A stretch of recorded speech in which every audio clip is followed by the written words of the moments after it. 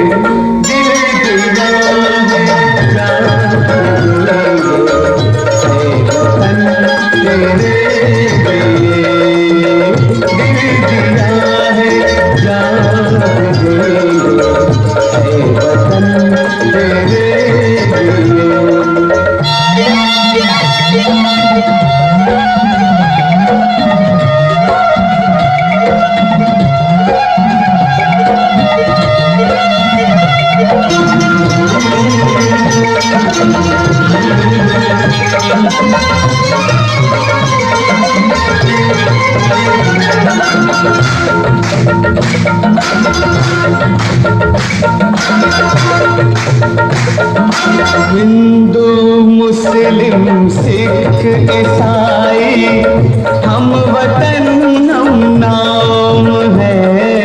हिंदू मुस्लिम सिख ईसाई हम वतन हम नाम है। जो करे इनको जुदा मजहब नहीं इल्जाम है।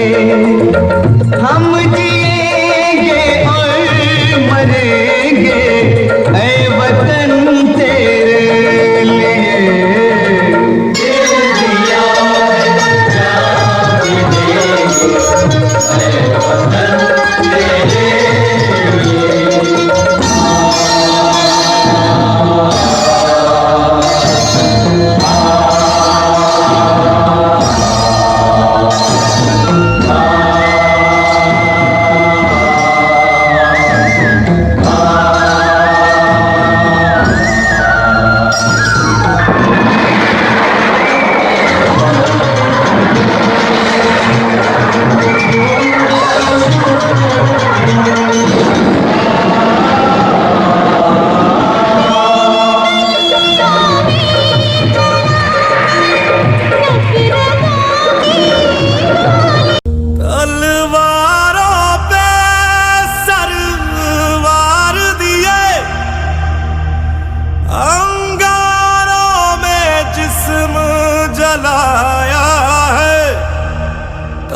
जाके कहीं हमने सर पे ये केसरी रंग सजाया है।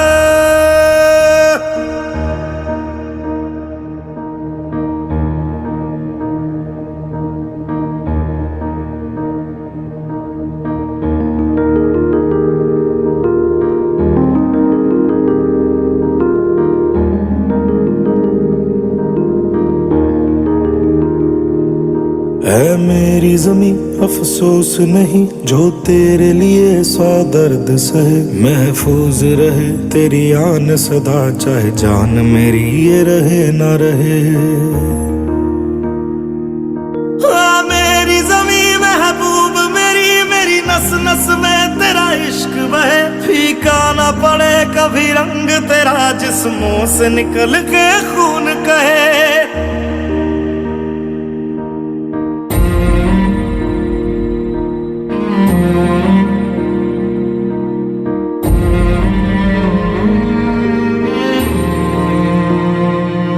तेरी मिट्टी में मिल जावा गुल बन के मैं खिल जावा। इतनी सी है दिल की आरज़ू।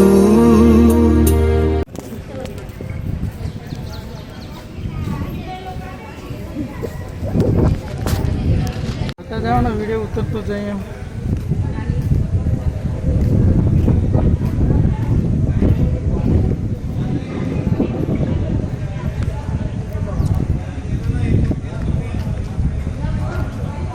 तेरी नदियों में बह जावा तेरे खेतों में लहरावा। इतनी सी है दिल की आरज़ू।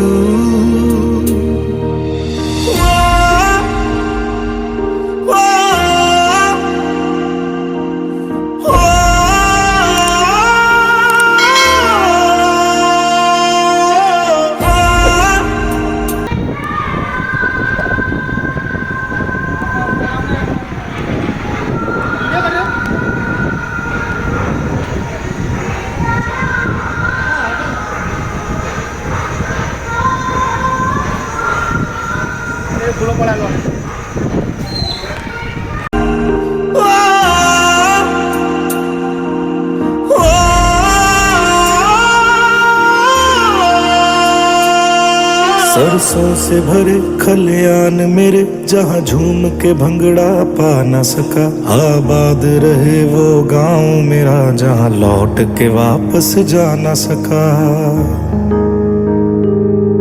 ओ वतना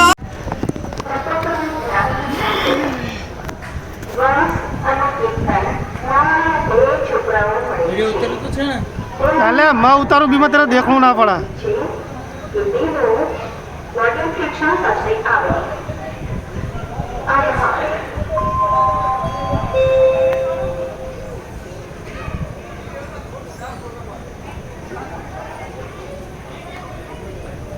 बहुत लंबा चालू वीडियो तो बाय बाय कर दे। मेरे वतना में तेरा मेरा प्यार निराला था। कुर्बान हुआ तेरी असमत पे मैं कितना नसीबों वाला था।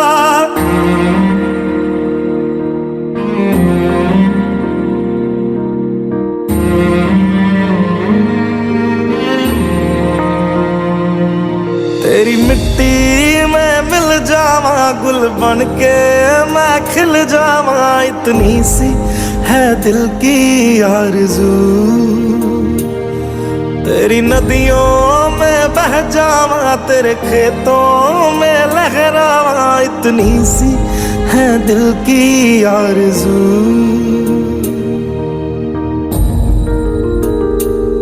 केसरी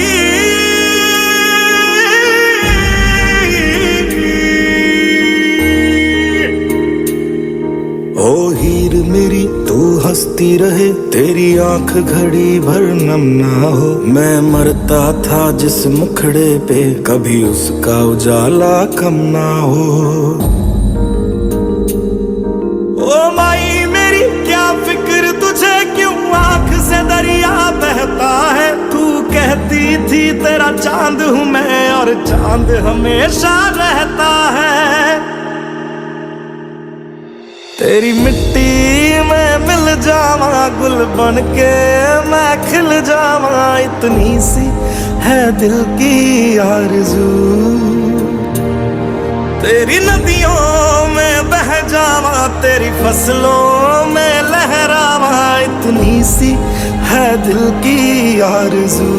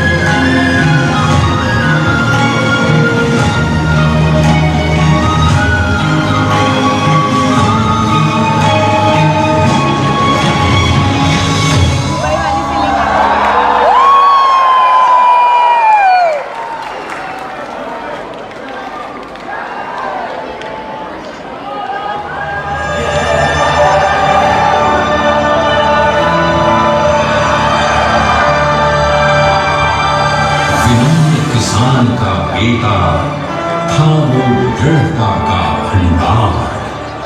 वल्लभ भाई पटेल नाम कहलाता था सरदार। कृषक कार्मिक जनगण से था उसको प्यार अपार। अखिल देश ने उसे रहनुमा किया था स्वीकार। गांधी बापू का शिष्य, सत्य अहिंसा का अवतार, किंतु एक भारत करने को धर लेता हथियार। लौह पुरुष संबोधन था वो लोहे की दीवार। तेज पुंज तुम, शक्तिपीठ तुम, बल का सागर अपरंपार। यही देश का नम्र धन तुम स्वीकारो सरदार।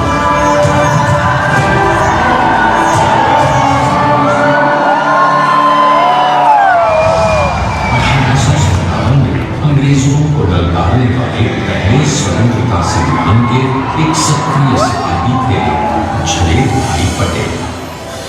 करमसद गांव के इस बहादुर देशभक्त किसान और उनकी पत्नी लाडभाई के 5 बेटों और 1 बेटी में से चौथे पुत्र थे वल्लभ भाई।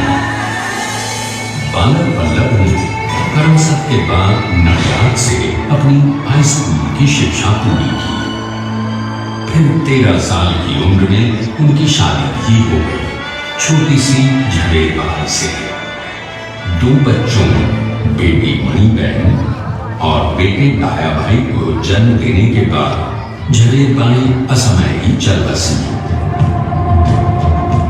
सदी बदलने और 20वीं सदी आने पर उनका जीवन भी एक चमत्कार की तरह बदला। प्लीडर का इम्तिहान पास करके वो वकालत करने लगे। पहले गोधरा, फिर आनंद और उसके बाद अहमदाबाद में। मगर जल्द ही वकालत छोड़कर वो बैरिस्टर बनने की इच्छा से इंग्लैंड चले गए। लंदन में बैरिस्टरी में अव्वल आने और वजीफा जीतने वाले को अनोखे भारतीय। अब तो अहमदाबाद की वरिष्ठ अदालत में बैरिस्टर पटेल की जय और जीतों की धूम मच गई।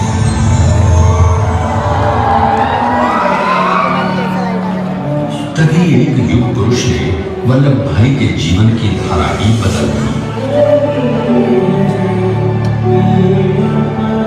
दक्षिण अफ्रीका में सत्याग्रह के अहिंसक अस्त्र से गोरे शासकों को सबक सिखाकर भारत वापस आए बैरिस्टर मोहनदास करमचंद गांधी से मिलकर वल्लभ भाई ने अपने कुछ वर्षों से सीखे विदेशी व्यवहार और संस्कार हमेशा के लिए त्याग दिए और अब वो अपने खेड़ा के किसानों को हक दिलाने के लिए बापू के साथ आंदोलन में कूद पड़े। अब उनके पैरों में जूते नहीं, गांवों की धूल थी। हृदय में भारत भूमि की शस्य श्यामला धरती, मन में थे गांधी और मस्तिष्क में एक नए स्वतंत्र भारत का सपना।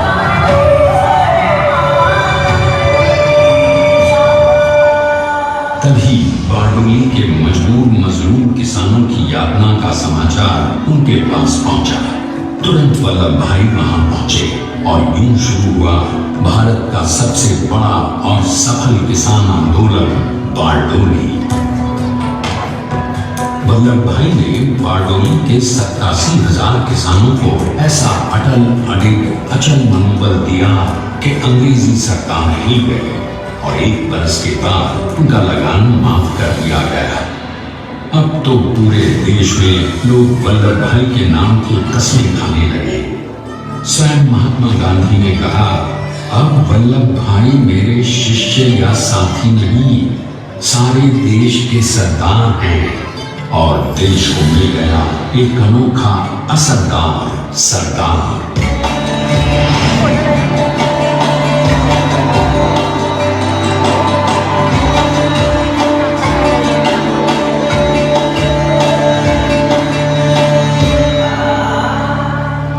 सरदार पटेल के नाम और देशभक्ति से अंग्रेज डर कर कांपने लगे।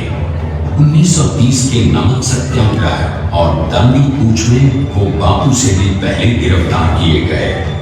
तो सन 1932 में फिर उन्हें बापू के साथ ही जेल में 2 सालों के लिए डाल दिया गया।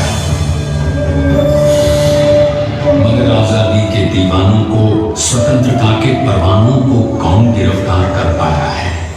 जेल से छूटते ही सरदार को कांग्रेस के नए राष्ट्राध्यक्ष पद पर चुना गया और उनकी सरपरस्ती में राष्ट्रवादी भारतीयों ने तमाम ब्रिटिश सूबों में जीत हासिल कर वहां अपनी स्थानिक सरकारें बनाई। किंतु सरदार का सपना केवल सरकार बनाना नहीं था। उनका स्वप्न तो था एक ऐसे नए भारत का जहां हर रंग, हर रूप, हर जात, मजहब, तबके का हिंदुस्तानी एक साथ मिलकर एक ऐसा नया भारत बना सके जहां पूर्ण स्वराज्य के साथ सारे समाज को गरीबी, अशिक्षा, छुआछूत से भी आजादी मिल जाए। इसकी पहली रणनीति थी भारत को अंग्रेजों की गुलामी से आजादी, ताकि भारत के लोगों की अपनी सरकार सबके साथ और सबके विकास के लिए काम कर सके। बापू की अगुवाई में अब देश ने अंग्रेजों को अंतिम चेतावनी दे दी, करेंगे या मरेंगे। उन्होंने अंग्रेजों भारत छोड़ो। बस फिर क्या था, संघर्ष की रणभेरी बजी। 3 सालों के लिए सरदार पटेल को भी सत्याग्रही नेताओं के साथ जेल में ठूंस दिया गया। 2 सालों के बाद अंग्रेजों को बापू के सभी शिष्यों और साथियों को छोड़ना पड़ा।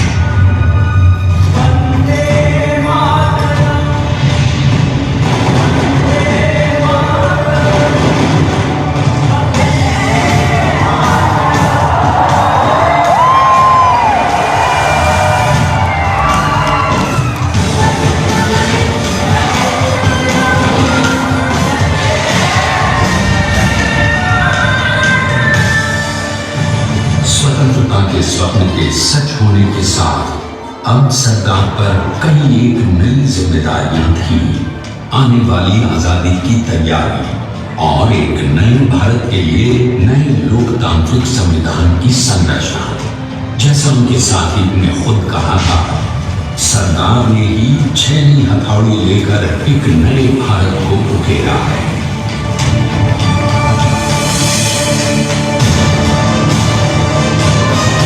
स्वाधीनता तो प्राप्त हुई, लेकिन खंडित भारत में भी उल्टे विभाजनवादी अंधकार को अभी दूर करना था। जब देश के खंड खंड होने का भय उत्पन्न होने लगा, तो सरकार ने निर्भय होकर खुद अपनी केंद्र सरकार और साथियों को भी चुनौती दे डाली और जम्मू कश्मीर को बचाने के लिए सारे देश का आकाश वायुयानों से भर गया।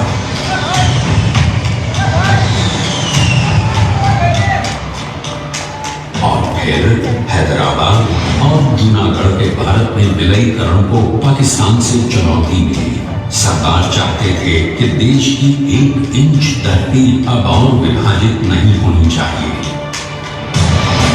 नए भारत को एक करने के लिए समझा बुझाकर मनाकर 565 रियासतों को सरकार ने अपनी सूझबूझ सदाशयता संबल से एक नए स्वतंत्र भारत का अभिन्न अंग बना दिया।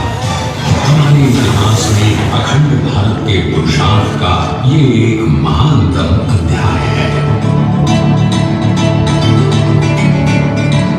जैसा उन्होंने स्वयं कहा था, हमें नए धागों को पुराने ताने बाने में ऐसे पिरोना है कि एक दूसरे में गुंथ जाए और बेहतरीन बनावट वाला एक नया भारत उभर कर सामने आ सके।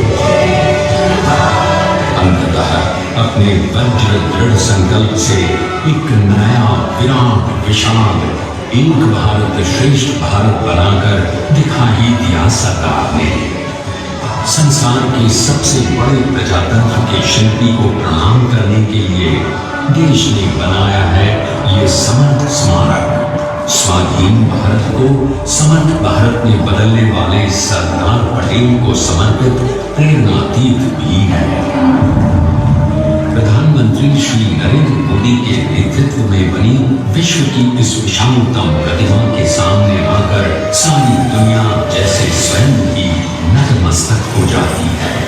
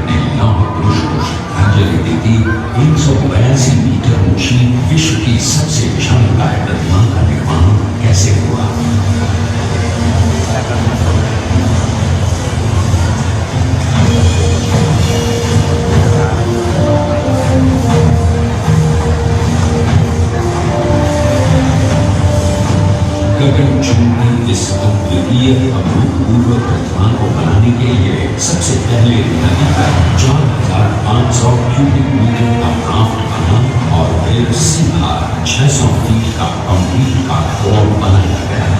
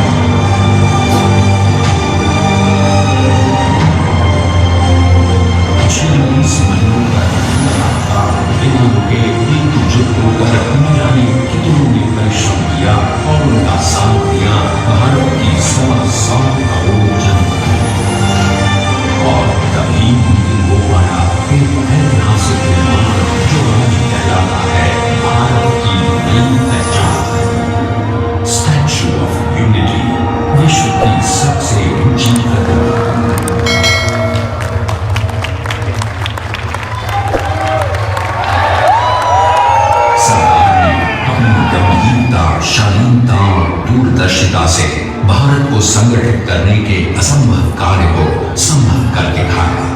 आइए आज हम सब उन्हीं की महिमा में विश्व के सामने एक उदाहरण रखें, क्योंकि ये ही भारत को श्रेष्ठता के मार्ग पर ले जाएगा।